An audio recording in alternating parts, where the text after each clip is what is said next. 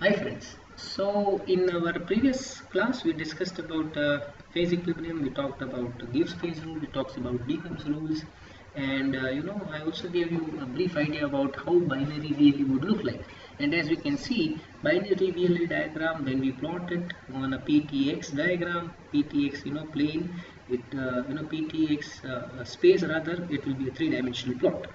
And we could try to learn this three-dimensional plot into two-dimensional plot. What are those three two-dimensional plot? One is p x1 y1, other is p and t, and other is t and x1 y1.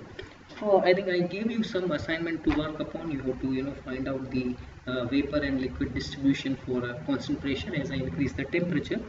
So that is this, any line here, like here, it is a constant pressure. So for a constant pressure plane, if I increase temperature, what will happen to x and y? That's what we are supposed to do. So you can try and do it. You can see that this three-dimensional plot is a bit complex to understand. So what we'll do is we'll try to project from here to CPXY, project from top to CTXY, the project from this side to CP and x1 y1. So that is how we are going to discuss about this. So as I told you, we'll discuss PXY diagram, TXY diagram, and PT diagram. We'll also try to first differentiate between ideal system and non-ideal system. So we will also discussing about basics of VLE. So when we want to plot PXY diagram, what is termed as low boiling, what is termed as high boiling, which component will go more in vapor, which component will remain in liquid. That is what will be dictated by the boiling points. So that is what your TXY, PXY, and PT plots. So this is something which I already gave you, and eventually a p x1 y1 diagram, sorry, t x1 y1 diagram will look like this, and we'll try to see this is as temperature increases, this is liquid, this is vapor liquid equilibrium. And what happens when I if I at a constant pressure, if I decrease temperature or if I increase temperature, how does the system varies from one phase to other phase? So how does it goes from vapor to liquid or liquid to vapor, and where are we interested in? We'll also discuss about what are these 2 points, right, and how does this TXY diagram change as I change the pressure. So impact of pressure.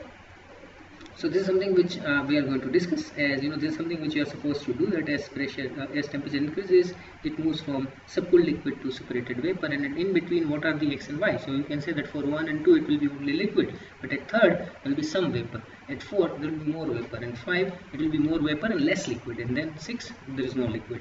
So that is something which you have to do. We'll also describe number of this is your corresponding PXY diagram. So we'll also discuss the PXY diagram. We'll try to discuss the characteristics of TXY diagram and PXY diagram for an ideal system. So this are slightly ideal system, slightly non-ideal system, but we'll discuss about the ideal system.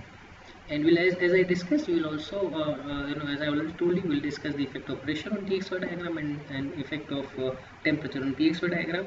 I will also try to explain the things with the help of an Excel sheet which I have done. I'll be able to show you how pressure impacts a TXY diagram. How does it moves upward, downward, whatever we'll be able to discuss that. So that is something which will happen as I increase the temperature, pressure PXY diagram goes up. As I increase the temperature, PXY diagram goes up. So we'll also discuss step-by-step process to construct PXY diagram for an ideal binary system. This will help you to solve some basic problems. So we will be able to write the steps to write PXY, generate PXY data, and same way will be based on the characteristics. We'll also discuss about how to construct a TXY diagram for ideal binary system. So I think this will this construction of TXY diagram, construction of PXY diagram, and qualitative discussion of PXY and TXY diagram, and effect of temperature on PXY diagram and effect of pressure on TXY diagram will form base of our next class. So please go through the videos which I have already uploaded on YouTube, which are already discussing all this. So if you already know all this, when you come to the class, we'll be able to discuss it in more better way.